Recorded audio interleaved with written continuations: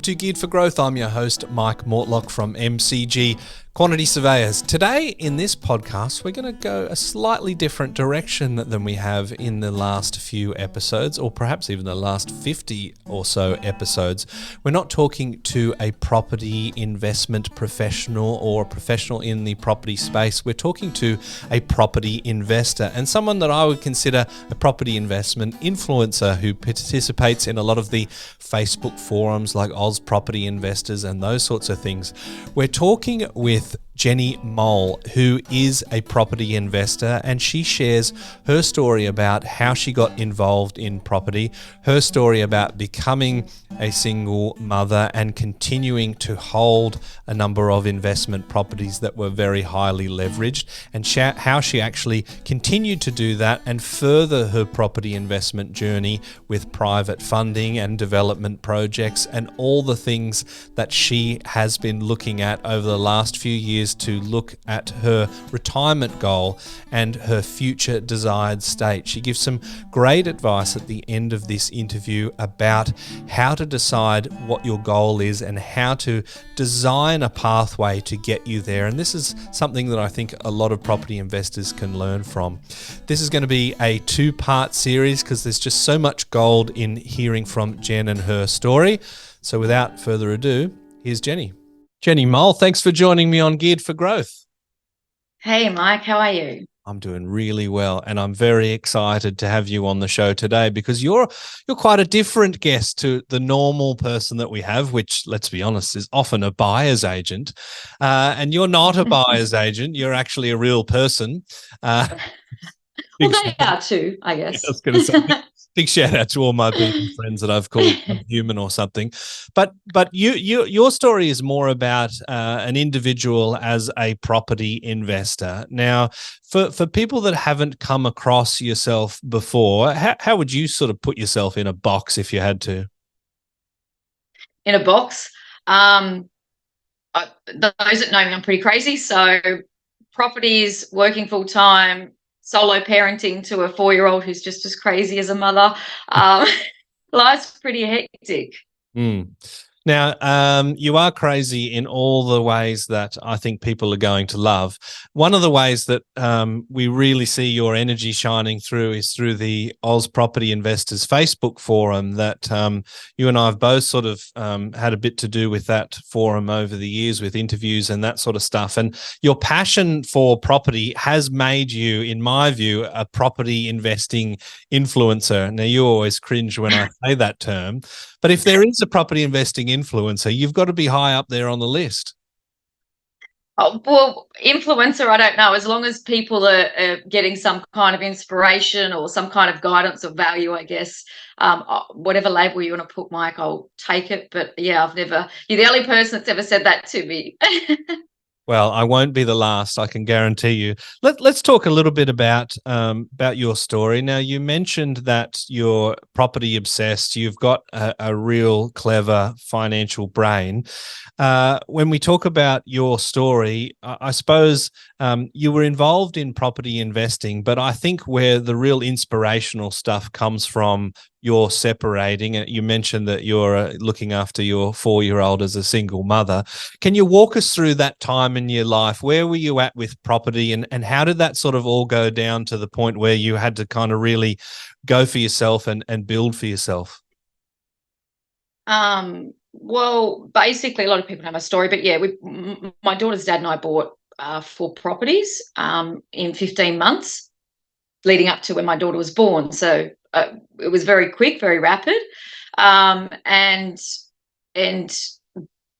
basically 18 months. So my daughter was 18 months old. So 18 months after she was born, her dad and I separated. Which was a bit of a rug being pulled out from under my feet. I hadn't planned for it. Not that most people do, not that anyone does. But it was a big shock with, the 4 properties were bought at very high LVR. We utilised what cash we had, and 2 were at 98% lend LVR. And 1 was at 96 and 1 was at 80%. So if you think about what the hell do I do 18 months after buying, $2 million worth of property at those percentage, being so highly leveraged, Mm. with a 18-month-old child, just gone back to work after mat leave. It was crazy. It was hectic. It was hard time. I Yeah. won't lie. It was very hard. Those LVRs just make me pine for the good old days. 98% loan on investment property. Gosh, just think of what we could buy today if we could access that funding again.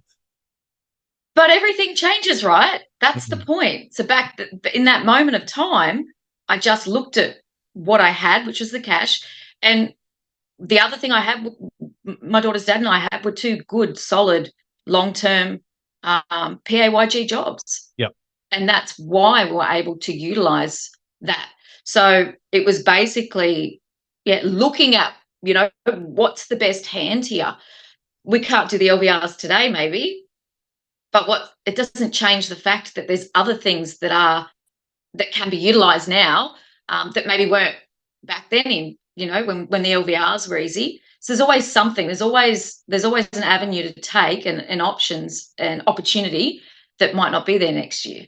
Oh, Next month. absolutely. And I think that's a really important point to make, because it's easy to sort of go, oh, well, Jenny got properties at the time, where you had those LVRs, or where properties were X amount of price. And I think you can fall down a mindset where you're kind of going, oh, there's, everything was easy back then, and that's why people got to where they were.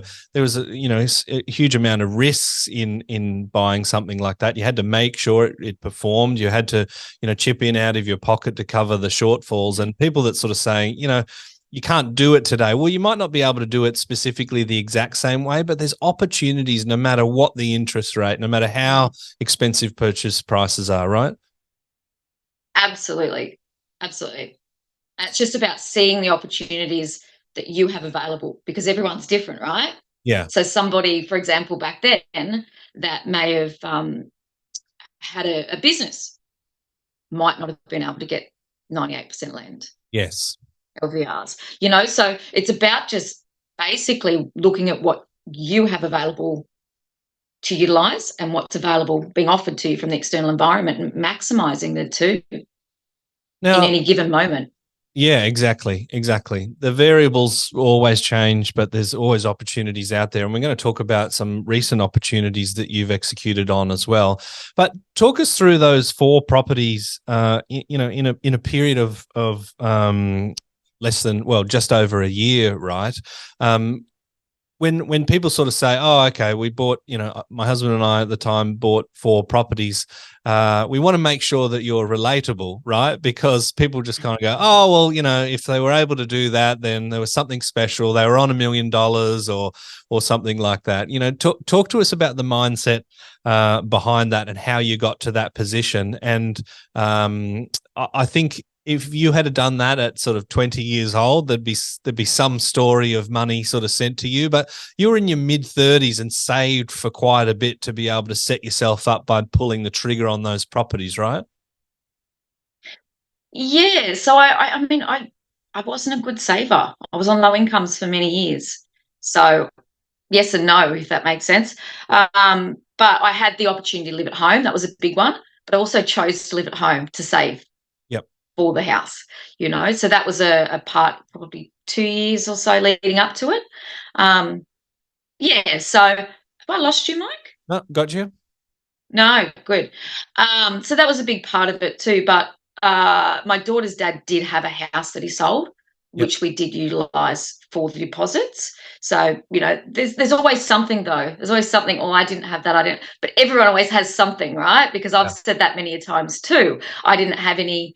I didn't have lots of things. I didn't have anyone to give me guidance. I didn't have. I mean, I had people around me saying, "What are you doing? This is crazy." I had my dad shake his head when I told him I bought my fourth property. I still remember the look on his face. A look on his face as he took that big deep breath and looked downwards, and those sorts of things. I mean, if I'd focused on what I didn't have, well, I'm probably not going to be inspired to do so for action, right? But I just thought, look, just worked on what I did have, and that was our steady jobs. That was think from memory it was about 200 and all up about 239 cash, which was a combination of my personal savings, my daughter's dad's personal savings, the sale from the profit of the house that he had with a mate that he halved. Like, it was a combination of all of the things.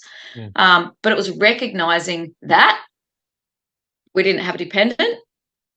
Yep. And basically, so Feb 2017, the first was, and that was mine.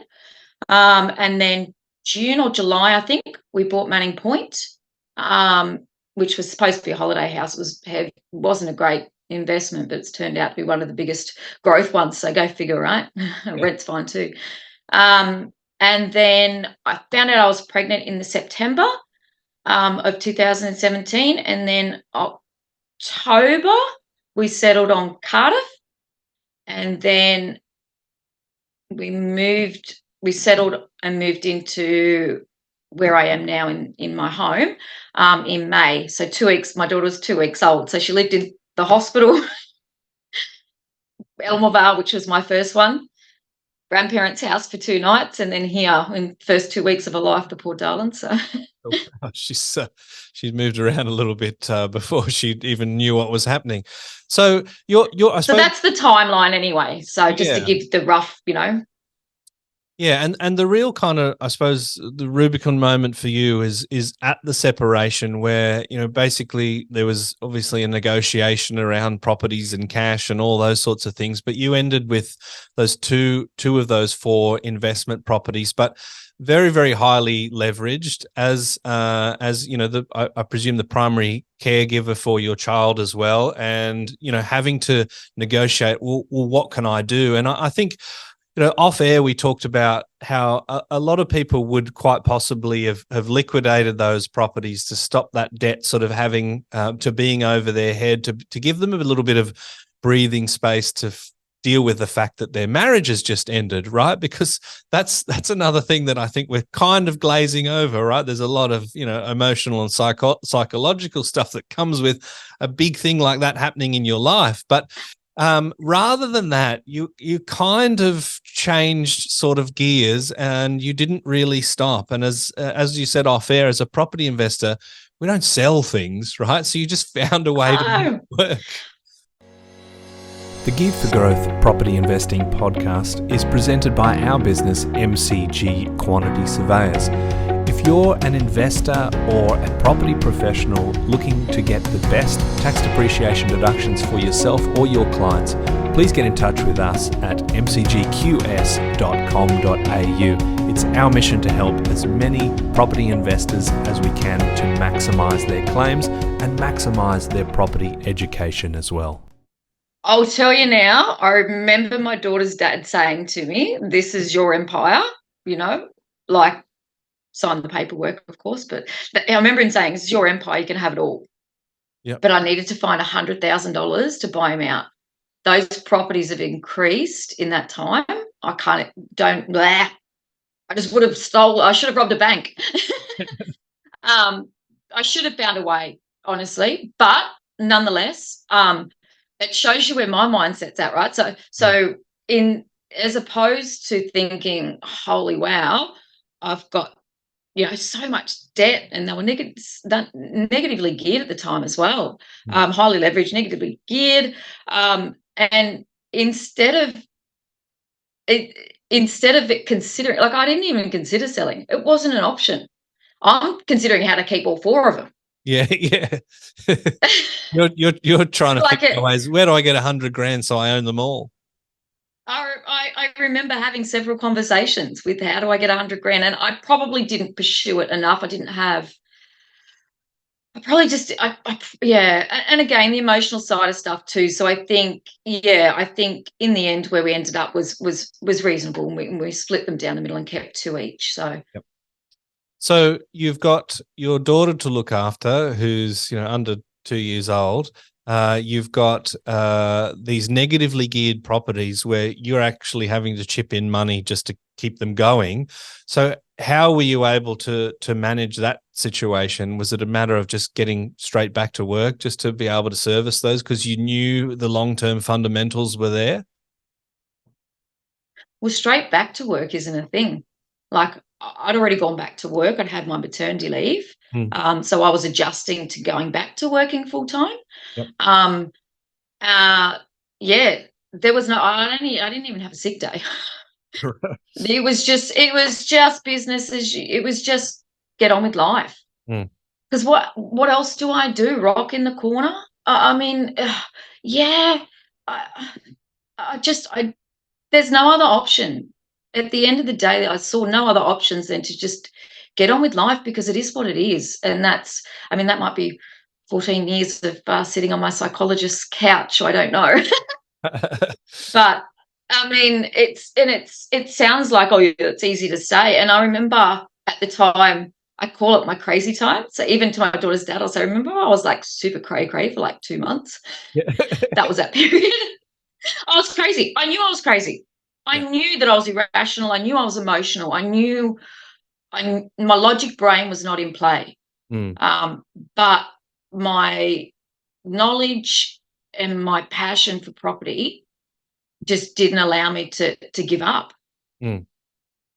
Well, I think, when you've got something to strive for or a goal in front of you, and of course you had your daughter as well, right? It's a luxury to be able to rock in the corner that a single mother's not going to have, right?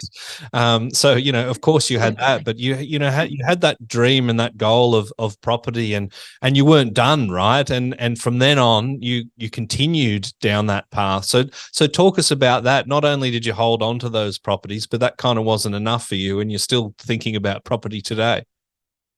Well, I've still got be able to retire at 50 goal in my head. Yep. Like that hasn't changed. So I had a plan with the 4 properties, Mhm. and I had a plan to pay them down in 15 years, so that they were actually just the income producing. We didn't have to do anything else but pay principal and interest on these properties for whatever the calculated amounts were. Um, so that goal didn't move, right? All that happened was the strategy changed. Yep. So my resources were less, um, in some aspects, but then I built resources in other aspects, right, to make up for it. So I built knowledge. I built, what was available free to me and things like that. Um, so look, we've all enjoyed the last few years with Yep. growth. Yeah. Yeah. I got lucky because when we first split, I was looking at paying lenders mortgage insurance again, Mhm. having to pay it again when I transferred the Right. titles. By the time we got through it all, because it's a nightmare, stamp duty exemptions, court orders, all that. By the time we got through it all, the growth had already hit, Yeah. Right. and I didn't have to. So there's a lot. Look, there's a lot of luck in those sorts of things too, right? But you got to be in it But to I win had a it, right? fallback. Yes, definitely. But I still had a fallback, so I still ensured that I could borrow with lenders and all that sort of stuff for the 2 I was keeping. I still had a fallback that I could afford to put the LMI into the loan, and I still had a plan as a worst case scenario. But things got better. It was a bit easier. And so it took quite a few years to do that. And then once I done the title transfers, I sat with my broker beforehand and said, I want to make the most of this transaction. I don't want to come back and refinancing loans is horrible, right? Like no one enjoys that. So I said, I want to maximize this title transfer and loans now and make the most of it. So she sourced for me, different valuations because I wanted to release equity if I could. Yep. So we went through all of those sorts of, with weighing it up with the rates and things like what's the one that lands in the middle. It's the best case overall. Yeah. And yeah, so I released equity. So I didn't know what I was releasing it for. I just knew the opportunity was there to do it, right? Might not be there tomorrow, which it isn't because Yeah. of Yeah. what's happened to interest rates. So it Exactly. was a matter of just striking whilst that iron was hot, the interest rates were low, those sorts of things. So I released that cash without a massive plan. And then 2 weeks later became a private lender for a development. So because the opportunity came up. So Yeah. I didn't have the cash for very long. No, you didn't. No, and did I release it thinking, oh, I know I have a plan. I'm going to invest this money here. No, I didn't. But I would just ensure that I was well positioned to take an opportunity when it came along, and I just knew that it was there, ready to go, and I'll know what to do when the right opportunity presents, and it did within 2 weeks. I mean, when you said you were mad, I mean, this whole situation seems mad. You're pulling out the equity. What for? Well, I'm not sure now, but something might come up. Then in 2 weeks, you're a private lender for a development deal. Talk to us about this development. What are we talking about? What is your role? What are the sort of contractual arrangements around this, and what do you stand to gain from it? So this is so there's a couple, just in case, because I think you know about one that I'm managing that's a different one. So this is actually I just privately lent money Yep. to a small developer. Yep. On a fixed return contract. Well, the first one wasn't it. The first one was a sum of money because they had a contract of sale already. Yep. For a development.